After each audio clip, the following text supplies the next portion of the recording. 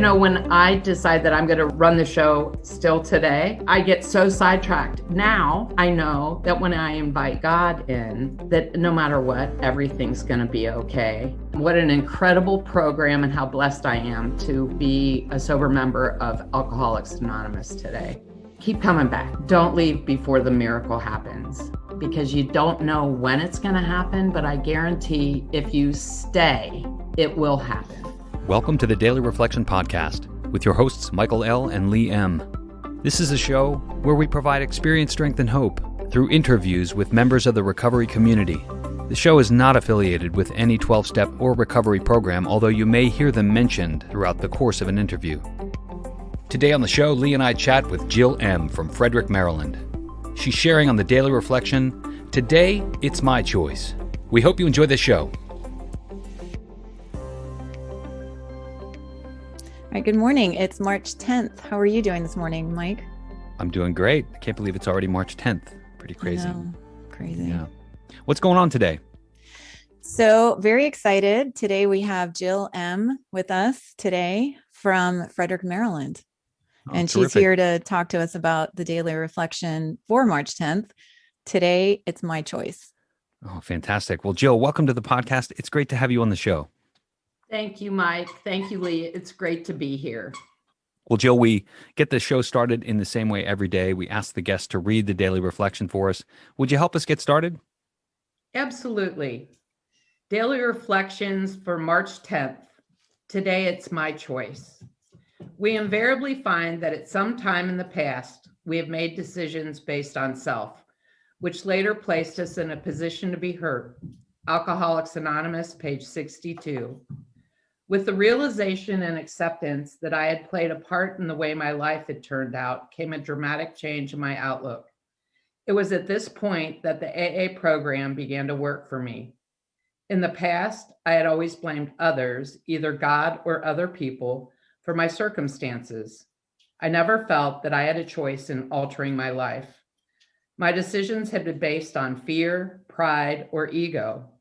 As a result, those decisions led me down a path of self-destruction. Today, I try to allow my God to guide me on the road to sanity. I am responsible for my action or inaction, whatever the consequences may be. Thanks for reading that, Jill. That was great. What does this mean to you as you read it? What comes to mind right off the bat? Oh my gosh, so many thoughts. So, and how true. When I was the director, when I was the boss, when I was the person in charge, it took me down a road of, actually, when I look at it today, I sometimes shake my head and go, oh my gosh, I did all those things. And it was because I was so involved in self. And, the part where it said, based on fear, pride, or ego, so true. And especially the fear. I was so afraid. And, when I decide that I'm going to run the show still today, when that happens, I get so sidetracked. Now I know that when I invite God in, that no matter what, everything's going to be okay. But yeah, it took me to a lot of thinking about what an incredible program and how blessed I am to be a sober member of Alcoholics Anonymous today. And Jill, what's your sobriety date? December 19th, 2009. What happened around that time to bring you to the rooms? So December 19th, right? It's like about a week before Christmas. So there must have been a lot of desperation, and I'm not going to get into the drunk log, but I got to the point, and that was not my first introduction into Alcoholics Anonymous.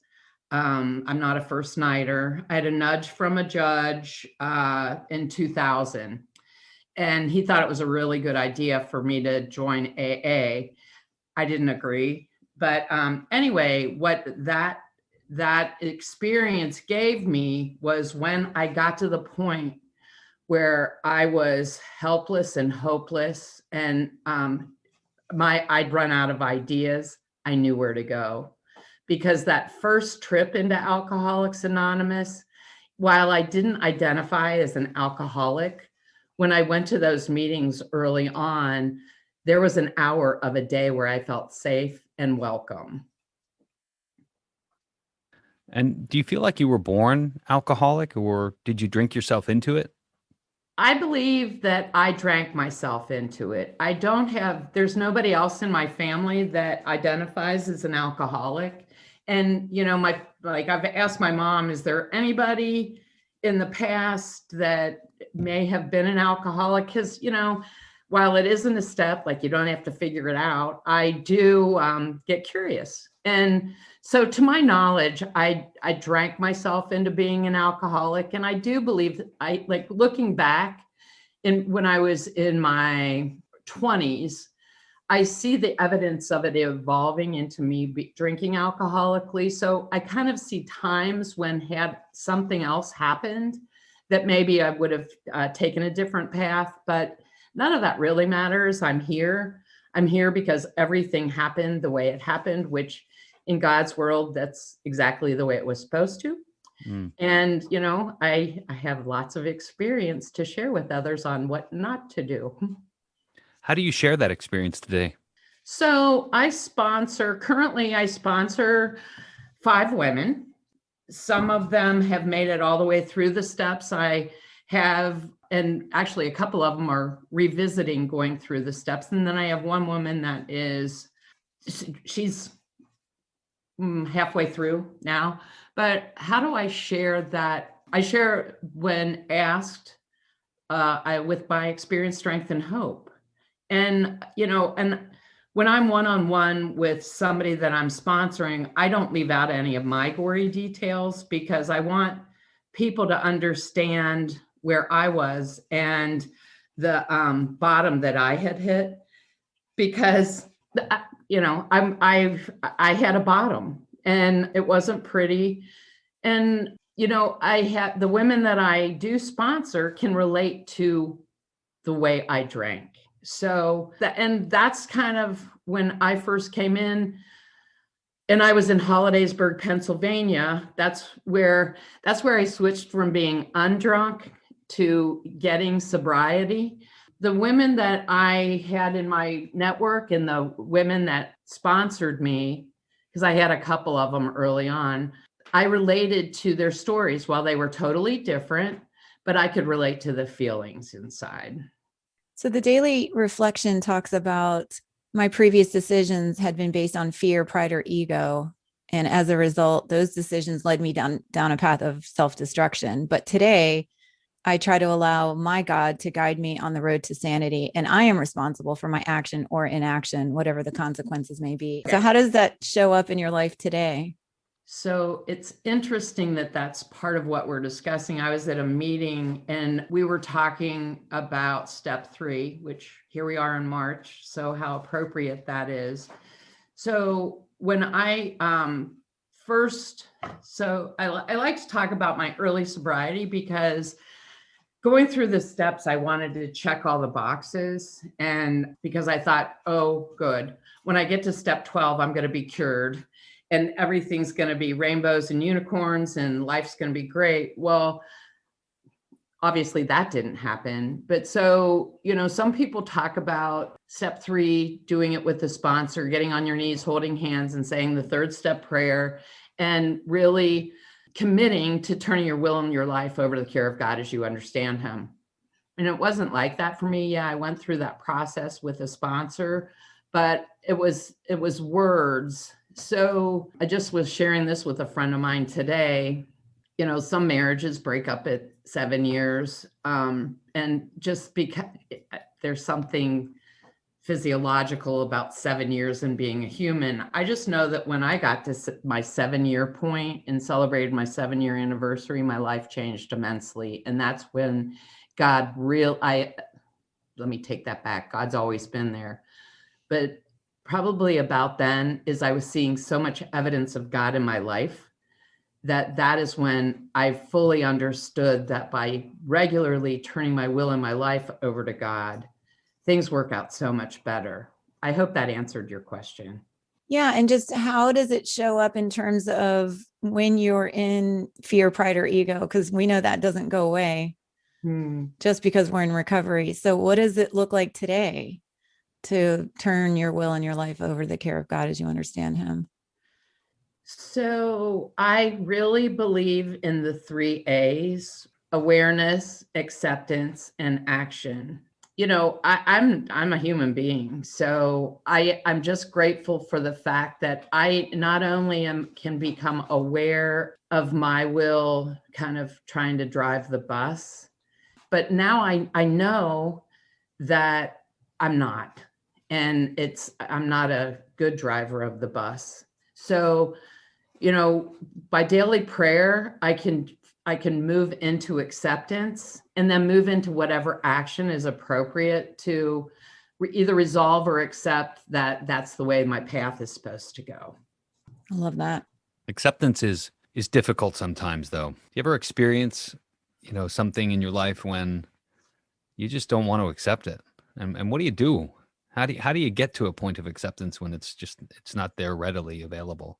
Wow, that's a really good question. I've learned so I start with, okay, you're 5'8".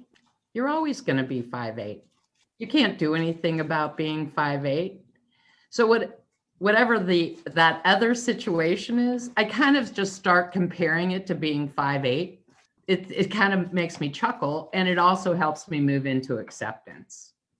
Because I love the answers that you're giving here. What happens when you're in a situation that you're just stuck and you don't know what to do? Both choices might have repercussions that you're not really happy with. So what do you do when you're stuck at this stage of sobriety? I've learned to wait. Sometimes the answer is no, which sometimes that's really hard for me not to want to accept.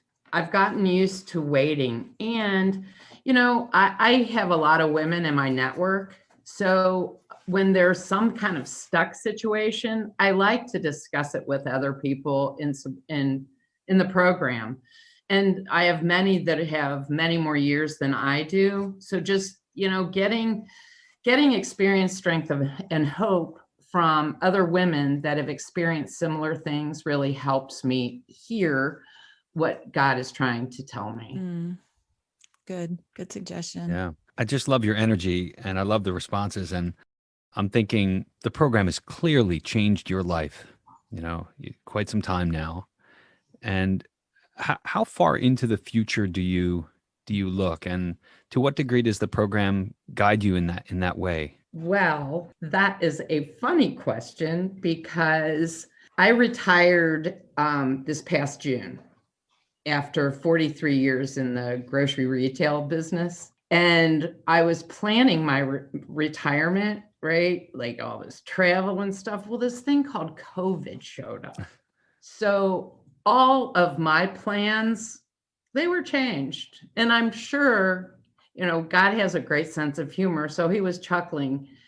Man plans, God laughs, right? Well, that happened. So I guess, I plan vacations, I do those kind of things, but I also, what I've learned in recovery is the ability to pivot, just to remain flexible, because sure, I plan things, but I also understand that if it wasn't meant to be, it's not going to happen. And I'm okay with that. My life is so awesome, and it isn't awesome like what I thought it was going to be.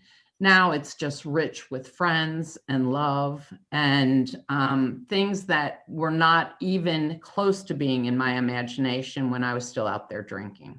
Kind of ties almost perfectly into the last line of the reflection. Today, I try to allow my God to guide me on the road to sanity. I am responsible for my action or inaction, whatever the consequences may be. That has me thinking about, tying in the concept of future, making plans, and allowing God to guide you through those things that may work out. They may align with your plans and they may not, right? Right. Yeah. Well, what else do you want to tell the audience before we begin to wrap up?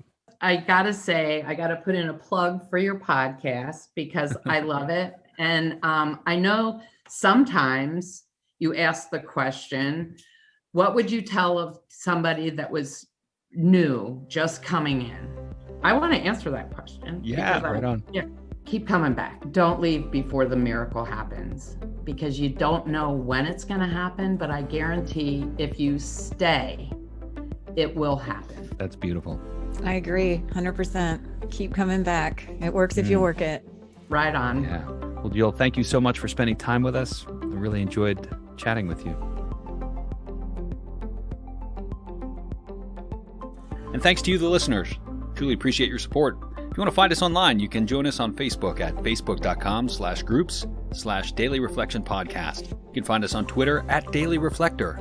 You can read about recovery on our blog at blog.dailyreflectionpodcast.com. If you're listening on a podcast network that enables you to leave a rating or a comment, we'd love to hear from you. It'll help us improve the show and expand our reach. Thanks, everyone. Have a great day.